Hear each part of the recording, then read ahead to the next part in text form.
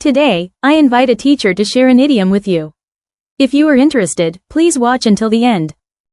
Hello, teacher, what do under the weather and break a leg mean?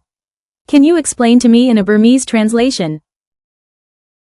Don't worry, my dear, I will explain both of them after you know. Don't forget to use them in your real life. Under the weather. It means, you are not feeling well, maybe you have a cold or feel sick. Here's an example with a Burmese translation. Now, you know what is under the weather means.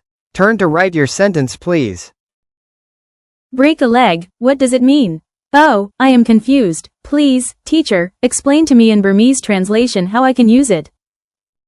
Break a leg. It means, it's a way to wish someone good luck, especially before a performance or something important. Example, you're going to do great in your exam, break a leg. Time to write your own sentence, and don't forget to use it in your real life. That's all for today. Here's the Everyday English Easy Talk Corner.